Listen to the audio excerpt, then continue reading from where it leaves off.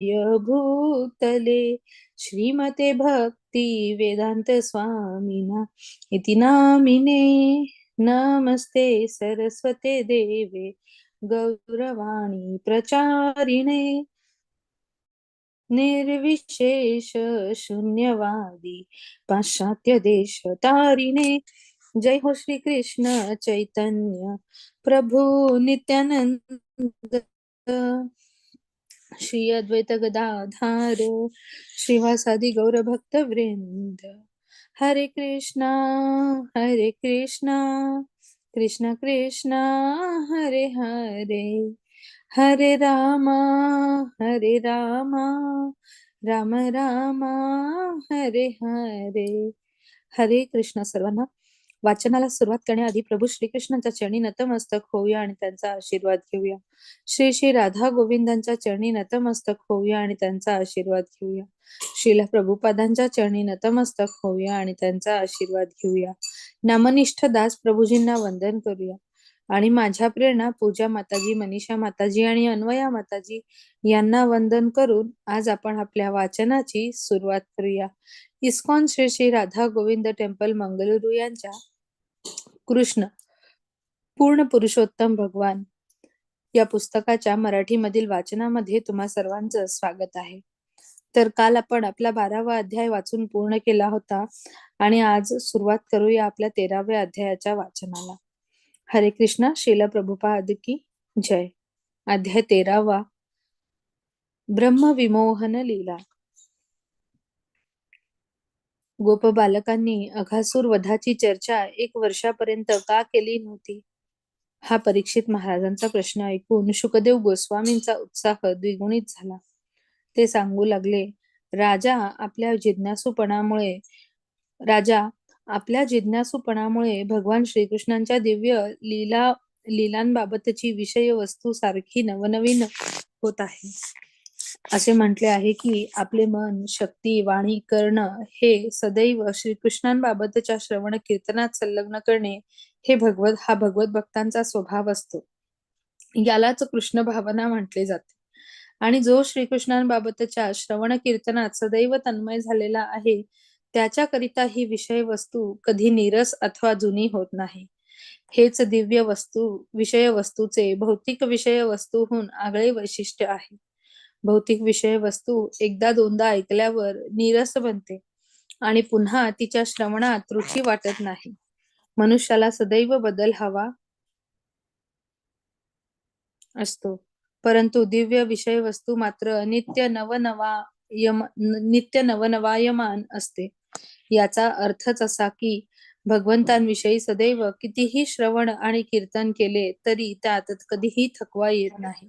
उलट त्यामुळे मनुष्याचा उत्साह वाढतो आणि त्याला अधिकाधिक श्रवण करावेसे वाटते. आध्यात्मिक गुरुचे हे कर्तव्य आहे की त्यांनी जिज्ञासू आणि प्रामाणिक शिष्याला सर्व रहस्यमय विषय समजावून सांगावेत.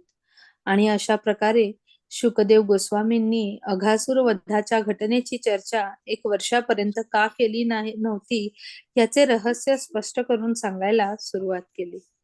ते परीक्षित महाराजांना म्हणाले, आता हे रहस्य ध्यानपूर्वक ऐका.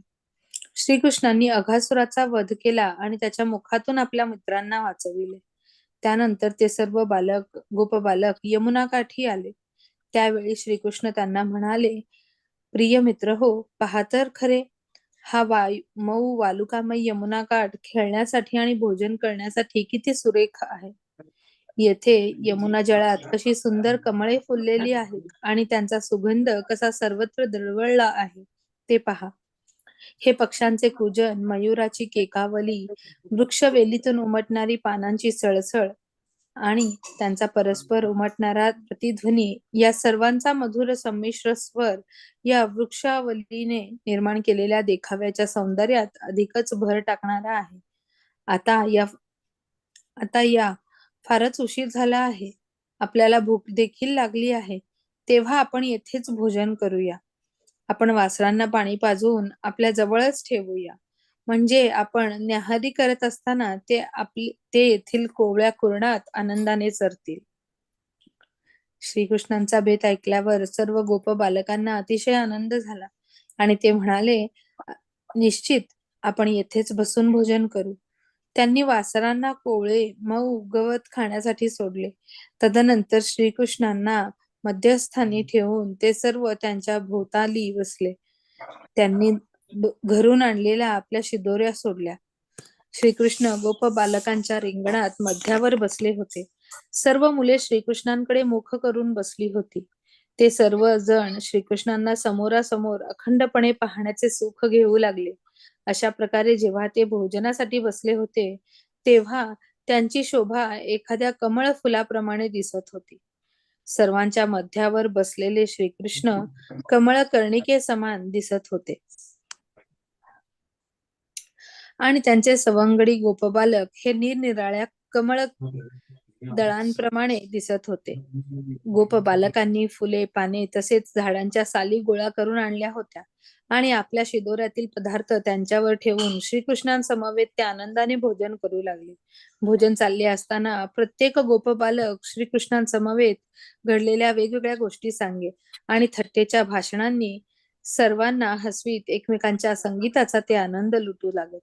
असे सवंगड्यांसोबत आनंदाने भोजन करीत असताना श्रीकृष्णांच्या कटिवस्त्रात उजव्या बाजूला बासरी खेचलेली होती आणि डाव्या बाजूला शिंग आणि वेत खेचलेले होते. त्यांनी आपल्या डाव्या हातात दही भात आणि शिकरणीचा घास धरला होता.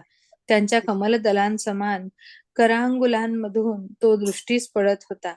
सर्व यज्ञ तपांचे भोगते पूर्ण पुरुषोत्तम भगवान वृंदावनात आपल्या बालमित्रांबरोबर हास्य विनोद करीत भोजनाचा आनंद घेत होते.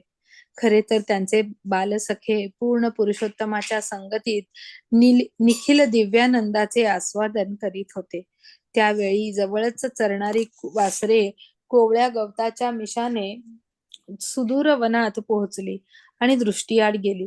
आपली वासरे जवळपास नाहीत हे पाहून गोप बालकांना त्यांच्या सुरक्षितेबद्दल काळजी वाटू लागली आणि ते भयभीत होऊन ओरडले, कृष्णा, श्रीकृष्ण तर मूर्तिमंत भयाचे अंतक आहेत. सर्वांना भय वाटते, परंतु मूर्तिमान भयालाही श्रीकृष्णांची धास्ती वाटते. कृष्ण असे शब्द उच्चारताच त्या बालकांचे भय मावळून गेले. श्रीकृष्णांचा आपल्या मित्रांवर गाढ स्नेह होता आणि म्हणून त्यांनी आपल्या आनंदाचे भोजन सोडून वासरांच्या शोधात जाऊ नये अशी त्यांची इच्छा होती.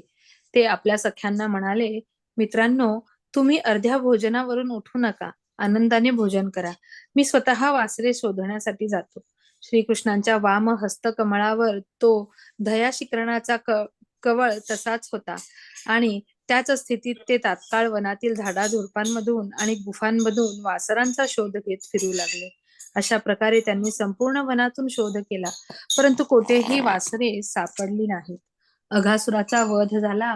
ज्यावेळी देवी देवता मोठ्या आश्चर्याने त्या घटनेचे अवलोकन करत होते, तेव्हा विष्णूंच्या नाभीतून अंकुरित झालेल्या कमळावर प्रकट होणाऱ्या ब्रह्मदेवांचे देखील तेथे आगमन झाले होते आणि ते लहान बालक कृष्ण असे अद्भुत कृत्य कसे करू शकले याबाबत त्यांना अतिशय अचंबा वाटला होता. हे लहान गोपबालक स्वयं पूर्ण पुरुषोत्तम भगवान असल्याचे त्यांना सूचित करण्यात आलेले होते. तरी त्यांनी अजूनही भगवंतांच्या दिव्य लीला पाहण्याची इच्छा होती आणि म्हणून त्यांनी आता सर्व वासरे लपवून ठेवली. इकडे श्रीकृष्ण वासरांच्या शोधात वनात गेले असता ब्रह्मदेवांनी यमुना काठी येऊन गोप बालकांचे देखील अपहरण केले आणि त्यांना दुसरीकडे लपवून ठेवले. त्यामुळे श्रीकृष्णांना वनातून सर्वत्र शोध घेऊनही वासरे सापडली नाहीत आणि जेव्हा ते यमुनेच्या तीरावर आपल्या मित्रांकडे परत आले, तेव्हा त्यांना तेथे एकही गोपबालक दिसला नाही. हे आता आपल्या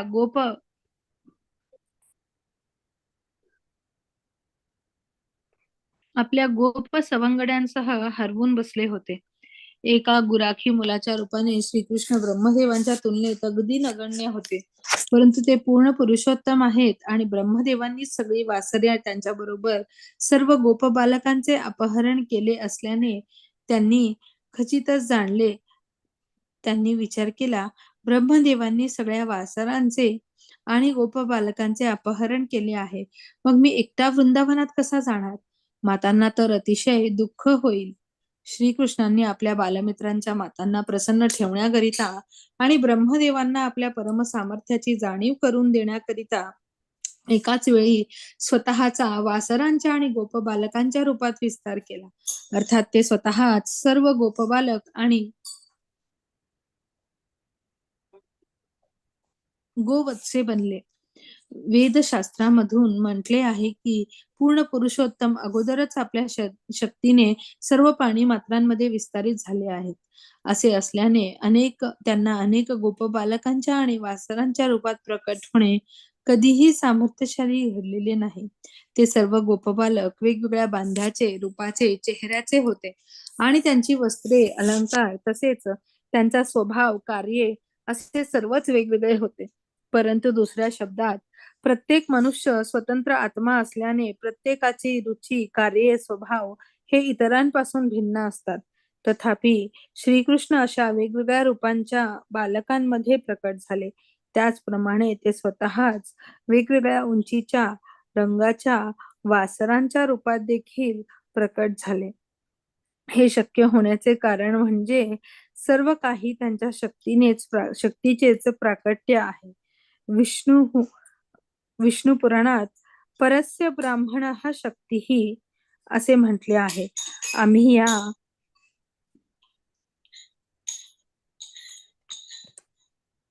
विश्वसृजनात जे काही पाहतो, मग ती जड सूक्ष्म तत्वे असोत वा जीवमात्रांची कर्मे असोत, ते सर्वच उष्णता व प्रकाश ही जशी अग्नीचे विस्तार आहेत, त्याचप्रमाणे केवळ भगवंतांच्या शक्तीचे विस्तार आहेत. अशा तऱ्हेने अगदी मूळच्या गोपबालकांप्रमाणे आणि गोवत्सांप्रमाणे वेगवेगळी रूपे प्रकाशित करून आणि अशा स्वतःच्या रूपांसमवेतच एकत्र येऊन भगवंतांनी वृंदावन ग्रामात प्रवेश केला. वृंदावनवासी जनांना काय घटित झाले हे समजलेच नाही. वृंदावनात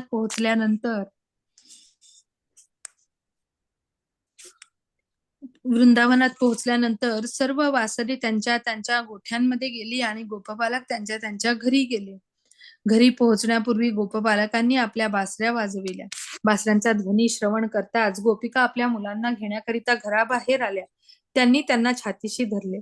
वात्सल्य स्नेहाच्या अतिरेकाने त्यांच्या स्तनातून दुधाच्या धारा वाहू लागल्या आणि त्यांनी आपल्या बालकांना स्तनपान करविले. वस्तुतः त्या आपल्या बालकांना स्तनपान करवित नव्हत्या, तर त्या बालकांच्या रूपाने प्रकट झालेल्या साक्षात पूर्ण पुरुषोत्तमांना स्तनपान करवित होत्या. तो त्यांचा भगवंतांचा एक उपहार होता. आपले दूध प्रत्यक्षपणे भगवंतांना भरवण्याची एक दुर्लभ संधीच वृंदावनातील वात्सल्यप्रेमी गोपिकांना लाभली होती. अशा रीतीने भगवान श्रीकृष्णांनी केवळ यशोदा मातेलाच आपल्या स्तनपान करवण्याची संधी दिली असे नाही, तर या प्रसंगी त्यांनी सर्व वयस्क गोपिकांनाही अशी संधी दिली. सर्व बालक आपल्या मातांबरोबर नित्यप्रमाणेच व्यवहार करीत होते. त्यांच्या मातांनीही संध्या समयी घरी येताच आपल्या मुलांना स्नाने घातली, त्यांना तिलकांनी आणि अलंकारांनी सजवले आणि दिवसभराच्या श्रमांती त्यांना प्रेमाने पोटभर जेवण दिले. दिवसभर दूर कुरणातून चरणाऱ्या गायी संध्याकाळी घरी आल्या होत्या आणि आपल्या हंबारवाने आपल्याला आपापल्या वत्सांना बोलवू लागल्या. वासरे तात्काळ आपल्या मातांकडे जाऊन दुग्धपान करू लागली. त्या वृंदावनातील गायी गोपिकांची स्वतःची अपत्ये नव्हती, तरीही त्यांच्या वासरांवरील आणि गोपिकांवरील आपल्या प्रेमाच्या नात्यात काहीही बदल झाला नव्हता. उलट त्या गायी गोपिकांच्या आपल्या अपत्यांवरील स्नेह स्वाभाविकपणे अतिशय गाढ होत गेला. वस्तुतः वृंदावनातील त्या गायींचे आणि एक मिनिट, आवाज थोडा डिस्टर्ब होतोय.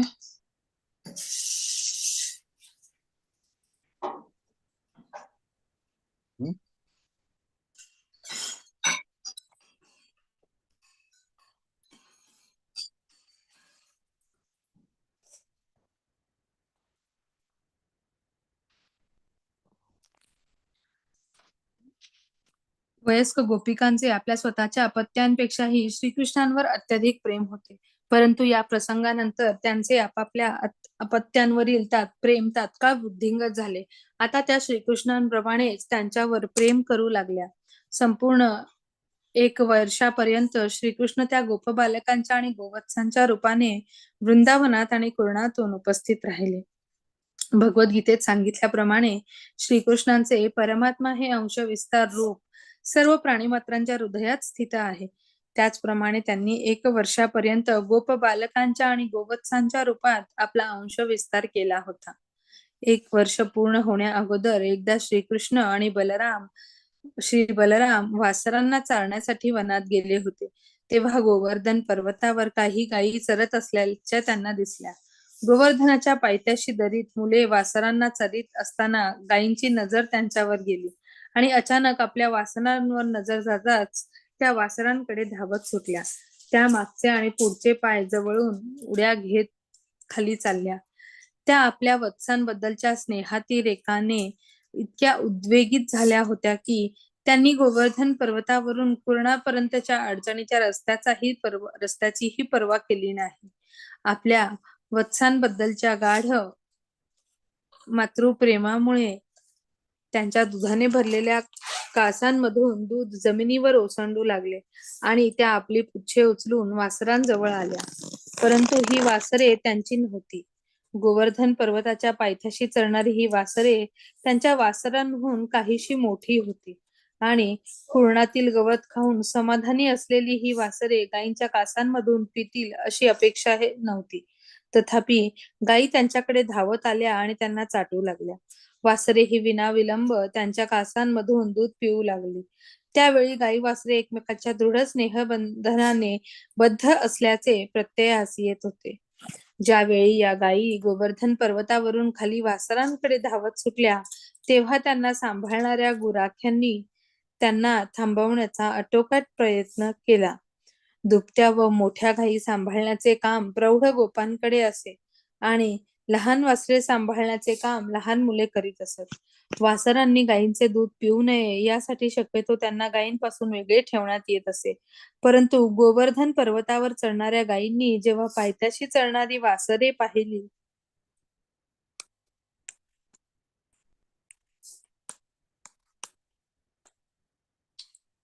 तेव्हा त्यांनी वासरांकडे धाव घेतली आणि गायी सांभाळणाऱ्या गोपांना प्रयत्न करूनही त्यांना आवर घालता आला नाही. गायींना आवरण्यात असमर्थ ठरल्यामुळे गोप अतिशय खजील झाले. त्यांना त्याचा मोठा राग आला. ते नाखुश होते. परंतु खाली उतरून आल्यावर वासरे सांभाळणारी आपली मुले पाहून त्यांचे अपत्यप्रेम उचंबळून आले. हे मोठे आश्चर्यकारक होते. आपल्या मुलांना पाहिल्याबरोबर अगोदर निराशेने खजील झालेल्या आणि रागावलेल्या गोपांची हृदये स्नेहातिरेकाने तात्काळ द्रवित झाली. त्यांची निराशा आणि क्रोध पार मावळून गेला. ते आता आपल्या मुलांवरील पितृप्रेम प्रदर्शित करू लागले आणि मोठ्या स्नेहाने त्यांना उचलून घेत आलिंगन करू लागले. त्यांच्या मस्तकाच्या ठिकाणी अवघ्राण करीत ते त्यांच्या संगतीचा आनंद घेऊ लागले. त्यांना आलिंगन केल्यावर ते गोप गायींना परत गोवर्धन पर्वतावर घेऊन गेले. वाटेवर त्यांना सारखे आपल्या बालकांचे स्मरण होत होते आणि नेत्रातून अश्रू येत होते. बलरामांनी जेव्हा गायी वत्से आणि पितापुत्रातील अशी अद्भुत स्नेहाची देवाणघेवाण पाहिली तेव्हा अशी असामान्य गोष्ट कशी घडली याचा त्यांना अचंबा वाटला. कारण वस्तुतः त्या मुलांकडे आणि वासरांकडे इतके लक्ष देण्याची आवश्यकता नव्हती. परंतु त्यांनी आपापसात प्रदर्शित केलेले प्रेम खचितच असामान्य होते. सर्वच व्रजवासी जनांचा श्रीकृष्णांवर जसा प्रगाढ स्नेह होता तसाच स्नेह ते आपल्या मुलांविषयी प्रगट करू लागले होते आणि गायी देखील आपल्या वत्सांवर श्रीकृष्णांसारखेच प्रेम करू लागल्या होत्या. हे सगळे पाहून बलरामांनी निर्णय केला की हा स्नेह प्रदर्शनाचा अद्भुत प्रकार जो घटित झाला आहे त्यावर एकतर देवी देवता अथवा एखादा शक्ती संपन्न मनुष्य कारण आहे. त्यानेच आपल्या शक्तीचा चमत्कार केला असावा. अन्यथा असा चमत्कारिक बदल का घडावा? अखेर ते या निर्णयावर पोहोचले की या चमत्कारिक बदलाला निश्चितच आपण ज्यांना आपले उपास्य भगवंत समजतो ते श्रीकृष्णच कारण आहेत. त्यांनी विचार केला हे सर्व श्रीकृष्णांचे कृत्य आहे आणि मला त्यांची गूढ शक्ती समजणे शक्य नाही. अशा रीतीने ही सर्व वासरे आणि गोपबालक हे श्रीकृष्णांचे अंश विस्तार असल्याचे बलरामांच्या लक्षात आले. भगवान बलरामांनी श्रीकृष्णांकडे वस्तुस्थितीबाबत पृच्छा केली. ते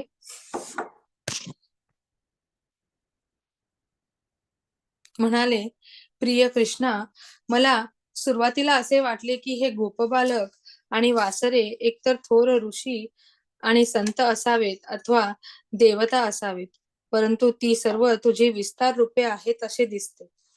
ती सर्व तूच आहेस. तूच स्वतः वासरांचा आणि मुलांचा अभिनय करू लागला आहेस.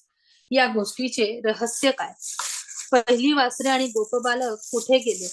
तू स्वतःला या वासरांच्या आणि गोपबालकांच्या रूपात का विस्तारित करीत आहेस? कृपया याचे कारण मला विदित होईल का?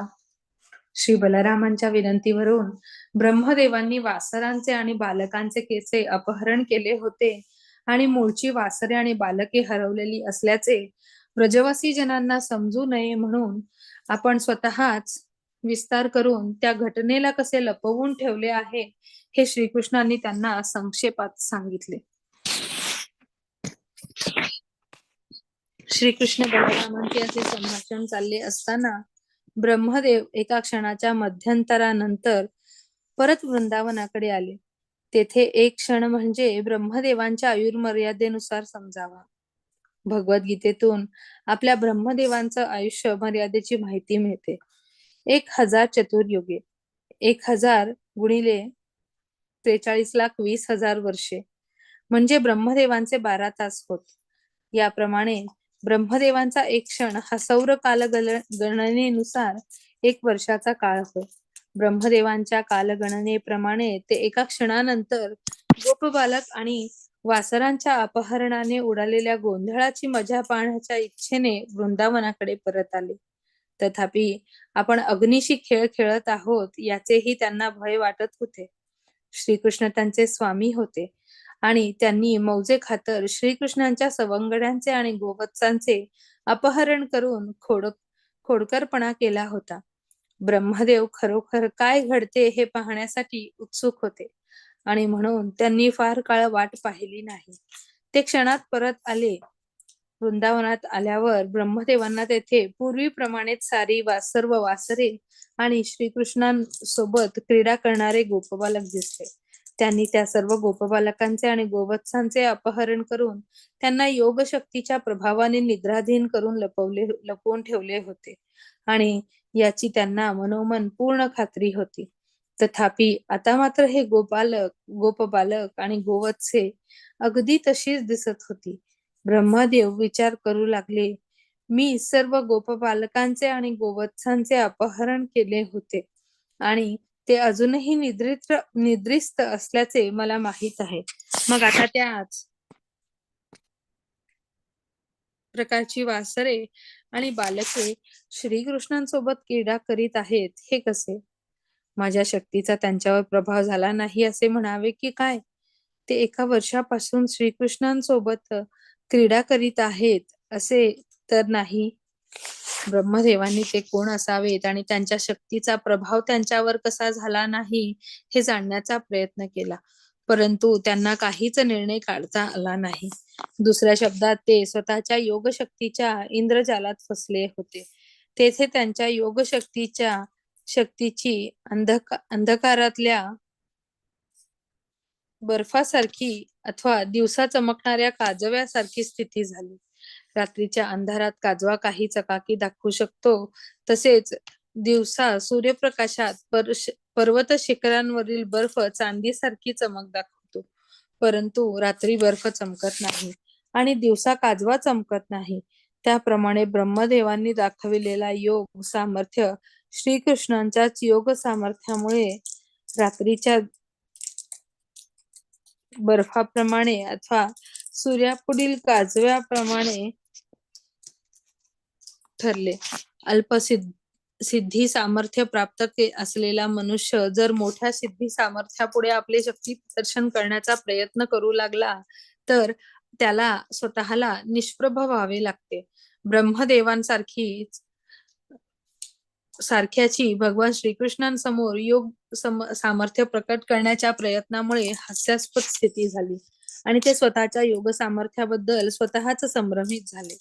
ब्रह्मदेव संभ्रमित होऊन श्रीकृष्णांसोबत क्रीडा करणाऱ्या गोपबालकांकडे आणि गोवत्सांकडे पाहत असताना ही वासरे आणि गोपबालक मूळचे नाहीत याची जाणीव त्यांना व्हावी म्हणून त्या गोवत्सांनी आणि गोपबालकांनी आपली विष्णू रूपे प्रकट केली. वस्तुतः मूळची वासरे आणि बालक ब्रह्मदेवांच्या योगशक्तीच्या प्रभावाखाली निद्रिस्त होते, परंतु ब्रह्मदेवांसमोरील ही गोवत्से आणि गोपबालक श्रीकृष्णांची किंवा विष्णूंची विस्तारित रूपे होती. विष्णू हे श्रीकृष्णांचे पुरुष अवतार असल्याचे ब्रह्मदेवांसमोर ही विष्णू रूपे प्रकट केली होती. त्यांची शरीरकांती नीलवर्णाची होती. त्यांनी पितांबर धारण केलेले होते.